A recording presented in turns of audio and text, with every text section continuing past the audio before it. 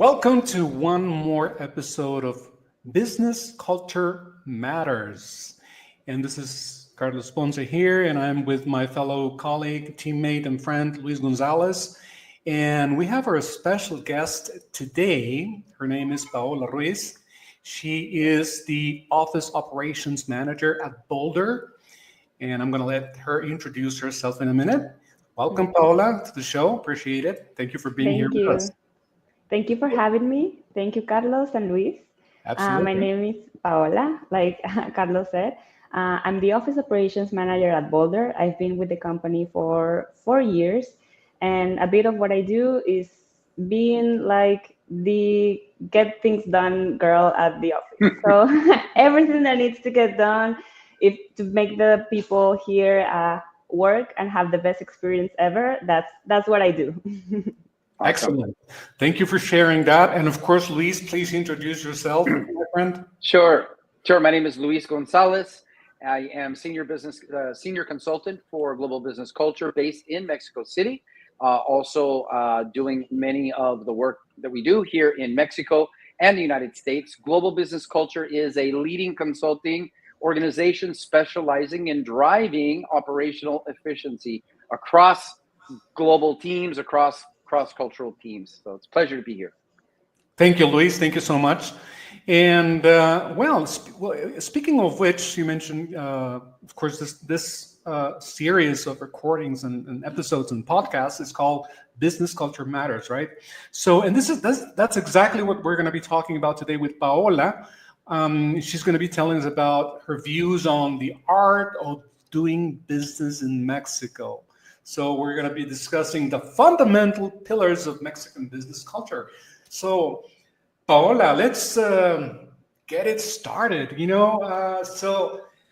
I'm excited about the topic. So let's start with this. Paola, you as the Office Operations Manager of Boldr, you have extensive experience with Mexican business culture. What would you say are the fundamental pillars that determine success when doing business in Mexico? Well, I think for me, it's three basic pillars. It's the relationships you build with your partners, the trust that they give to you, and also the adaptability that you have. So the relationships are really important because that's how you really make business. At least from my experience, that's how I've learned. You get more out of relationships with people than out of just a contract. So I think that if we really build this relationship that leads to trust, then you get the loyalty from all of your clients. And also, I think it's important to be adaptable. Like Boulder has a really we have like 5 values. One of them is being dynamic. We know that the only constant in life is change. So we need to be adaptable. We need to be like something changes, that's okay. We need to make, instead of this being a challenge, this could be an opportunity to grow, to make something different, to make something better. So I think to me, it's that relationships, trust, and adaptability. Adaptability, right? So I think the adaptability is actually, from what I've seen, is something that a lot of foreign companies, when they want to do business in Mexico, they're really not they're kind of adamant to adapt in some cases. So what mistakes do you see foreign companies make, for example, most frequently, when trying to establish operations or partnerships in Mexico? Well, I think depends. For us specifically, one of the things that we didn't really, like Boulder as a company didn't really foresee, was a lot of the taxes that are like really like local. There are like state and local taxes that are like eh, that are part of the process. And then if you come from other parts of the world and maybe that's not a thing where you're from, maybe you're thinking like the forecast for you is like this much, and then you get to here and you're like, okay, wait, we need this is not what we expected. Right. Yeah, I think one of the other things maybe one of the mistakes could be like people could not be more curious about the experience, about what the culture here is, because I think Mexican culture is really strong. So we do things like we're not all the same, but we do have like a common ground as Mexicans. So I think when people come here and they're like, "We just do this, and it's like not the best way to go, because there are Uh-huh. things that are different. Like when you get to meet someone, you want to introduce yourself, you want to make it lively, you want to have like lunch or something, and not just like get to business. Like at least in Mexico, I think it's a little bit like that. Yeah. Awesome. I would add, if I can jump in, Carlos, I would add, Please. I have seen that, and I agree, obviously, as being in Mexico myself as well. And not only Mexico, and other cultures like India and other Mm. places around there where that's super important. Staying with that idea of relationship building, can you, being that Mexican business culture emphasizes relationships over transactions, as you just mentioned, how has that shaped or affected your approach to coordinating vendors and procurement in Mexico? Well, when we talk about vendors, I think the first part of it is like we don't just want to have vendors and vendors and vendors, because then it would be like a nonstop, like you will never Mm, stop. We want to create partnerships with companies that mm, we can really trust. So I think that's really important, in like just not like, okay, I need this, I need to buy it from you because you're the cheapest, because you're the fastest. It's not just that.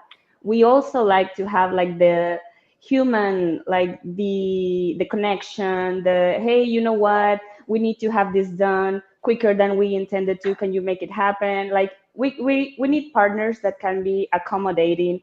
And for us also, like, okay, we can do payment installments. Like we have to be like a both ways, like win-win. And I think that's the most mm, important thing, because at the end of the day, there's a lot of things that you can get done with a contract, but also I think it's the plus, what you get also from that relationship with someone, that it's very mm. valuable. And at the end of the day, yeah, we want partners, not just vendors, because it would be nonstop. Like I would be every month like looking for someone new and someone new, and at the end of the day, we want someone who can rely on. So, would you say, just to follow up on that question, let's say, for example, uh, you've got vendors that are giving you a good product, a good price, or a good service at a good price, but you've established a good relationship, a trusting relationship with them, and another vendor comes across your awareness, or you become aware of another vendor that's selling a similar product or a service, but they got a lower price, perhaps, but you don't have that relationship with them. How does that affect your decision making, or does it affect your decision making?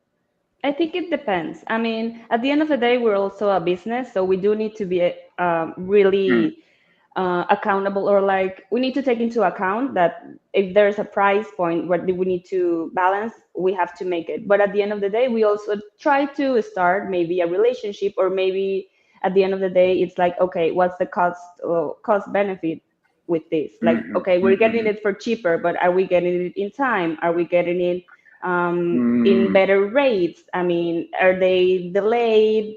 Do we have like post service mm. customer service from them, like it's really approachable, or it's like really difficult? So I think Yeah. there's a lot of things that can go, but at the end of the day, if we need to switch to someone else, we can build that relationship, and if it's not happening, then we would have to go back to the Yeah. So you would say it's important, even though they may be giving you a good price, a good product, a good service, and all that at a good price, you would still say that one of the factors that play into the decision making of that is, are we going to like working with them yeah, in the absolutely. long term? Yeah. Yeah. Yeah, because a That, lot of that's things happen. I mean, at the end of the day, it's just not the product that you get or the one-time service that you get. Is like after one time, you will want to have another time. And I think that's all the businesses that really want that. They want the loyalty from their customers, and you build that loyalty through trust and continuous service. absolutely. Yeah. Can you Thank you. can, Thank you. can you share an example of where investing time in relationships or in relationship building with the vendor paid off in terms that otherwise, like pure contract terms, could not achieve? Yeah. Well, we always have like last minute things because we also have like engagement activities for our team members. So one time we had like a last minute engagement activity for the team, and it was like for 40 people, and we needed a service. And we already have a really good relationship with one of our catering services, and they were ready to help us. They get it all in time, even though it was like a really short notice. And also they give us the opportunity to be like, okay, you know what, it's okay, you can pay me after like the next week. So everything went well. We ended up with a beautiful event, and nobody noticed because everything was quick, everything was ready, and we never had like a stopper. And that's why it's important, because we are working with someone who feels like a partner. It doesn't feel like, oh, mm, I don't want to do this now, or after hours or whatever. It's like, okay, we'll get it done, we'll be ready, and everything went beautifully. Wow, nice. Excellent. So, well, I got a few more questions, but Luis, do you have I don't want to take over the conversation. Yeah. I actually was thinking about, you mentioned, how did you say it? Are there, when you're looking to hire and you have interactions with those that are interested, they're coming to Boldr to check it out. How did you call that? In the beginning of our conversation, you mentioned that you were saying that sometimes you're looking to hire people, I think. Was that regarding your hiring process? New people are coming in to check it. They're not employees yet, but you're vetting them, right? Is that part of your role, right? Yeah. Well, not specifically for me, but to get everyone set up. So what we do is that once we hire someone, we have to get them set up in maybe their own houses, like if they're outside of Merida or whatever. And that's why I need to be involved in the logistics around that. Well, so my question was, I guess, and if it doesn't apply, just tell me, but when supporting like onboarding new employees for international employees coming to work in Mexico, what essential aspects, even if you don't do it, maybe you have a perspective on this, what essential aspects of Mexican business culture do international employees who are coming to work to Mexico need to understand about Mexican culture so that they can be successful? Do you have thoughts on that? Well, I think only the understanding that while Mexicans are really good with the relationships and really good with communicating most of the times, that we are really good with having these casual conversations with our clients and building this relationship. Maybe sometimes it could be we're pretty based, I think, in hierarchy. So maybe someone who comes from the US comes and speaks with someone who is like a regular team member and not a shift lead, and they are asking for updates for things, whatever. I mean, they're asking for someone who's not the leader of that team, and maybe the team member will have like, maybe he's shy, maybe he doesn't want to say something that is wrong. So it really is like, oh wait, let me check with my supervisor. But it's not out of like they don't know or something like that. It's because they want to follow the steps that go, and it's like, oh, let me check first. Right. Yeah. Hierarchy is part of the culture here in Mexico, less part of the culture in other places like the United States. And so they might expect the Mexican they can expect everyone to jump in and do whatever. But here's like, wait, we do have like not rules, but it's like, wait, the manager needs to know. And maybe it's not as common in the US, but here, so that would be one of the things that they need to know, that there's some hierarchy comes into play. Here in Mexico, you need to understand how that works to be successful. Right. Thank you, Paola. Thank you. Especially, Luis, you mentioned something that's, I think it's important. You mentioned the word hierarchy. And as you know, here in Mexico, hierarchies are still a thing. I know there's some movements in the US and other countries that are kind of favor the flat organization, the horizontal organization, the bossless organization kind of thing, which is kind of new in a lot of companies, especially in tech. But here in Mexico, it being more still a little bit more traditional, we have this tendency, because of the way Mexicans are, to communicate indirectly. It's like, hey, you don't go ahead and say something straight up, but you kind of go around and beat around the bush, and then you might even throw a joke in there, because you don't say things directly, right? So Mexican business culture emphasizes indirect communication, and that kind of maintains harmony. So my question to you, Paola, is how would you say that this way of being in Mexico has influenced at Boldr the approach to conflict resolution and maybe even cross-functional collaboration issues? Yeah. Well, yeah, that's true. I think Mexico has like a famous word that is ahorita. It's like Yeah. now. It translates to now, but it could mean anything. It could be ahorita in a few hours, ahorita in a few days. So I think one of the things that maybe can help or has helped us is that we are better at providing like deadlines or like giving context or giving like communication to whenever we do like a commitment to finish something by this day, by the day. We try to honor that commitment, to really get it done. And I think that has helped us because, yeah, it's true. Like Mexicans can be a little like, oh, maybe a joke, or maybe like, oh, it's not that that that serious. But no, yeah. So I think it's important to be direct. I think this is something that also all of our leaders have really invested in the way that they communicate with their teams. Yeah.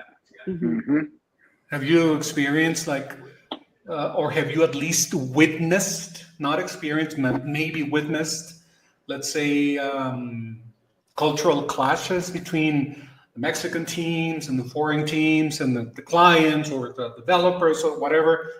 Have you witnessed any kind of cultural clashes or something that kind of went,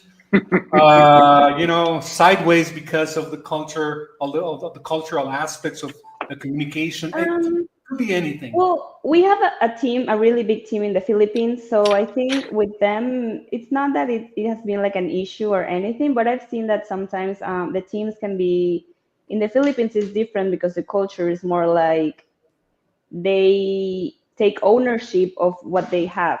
Like if I have to do A, I do A. And in Mexico, sometimes we do A and B and C and other things that are out of our scope, because I think sometimes we feel like we need to get things done. So I think when having these clashes with maybe sometimes the Filipino team, that it's like, oh, I only did A, and it's like, but why did you just did A if we also needed to do blah blah blah blah. But at the end of the day, it's like we try to be as clear with the scopes and the tasks that we assign, so it doesn't happen repeatedly. So it's really about continuous communication with everyone, so no one feels like they need to do more or they're not doing enough. So I think that's the biggest thing. Hey, I wanted to mention. Oh, sorry, Carlos. Just real quick, if I may. Please. I'm glad you mentioned this, or it's good to hear about the Philippines, because I have never worked in the Philippines. I grew up in Los Angeles around many Filipinos, and my understanding is that the Filipino culture is very similar to Mexican culture because of the Spanish colonizers. Yeah. But what's the differences you've noted? Can you share us a little maybe of the differences?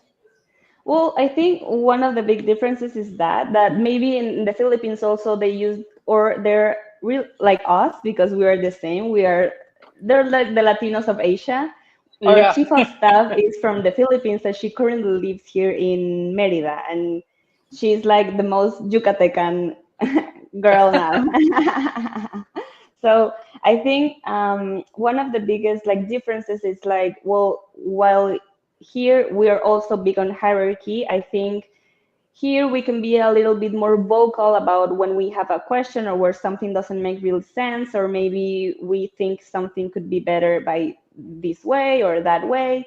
And I think it's just about sharing feedback to their managers. I think in Mexico, every team member does it really like well, or like not well, but like they do it promptly. And maybe in the Philippines, if they have some issues, it's like, oh, but I have to do this. And it's not that they don't know, it's just like a cultural thing that if they are asked to do this part of the or of this task or whatever, they just do it, and maybe sometimes they don't ask why or if it's the Mm, most efficient thing.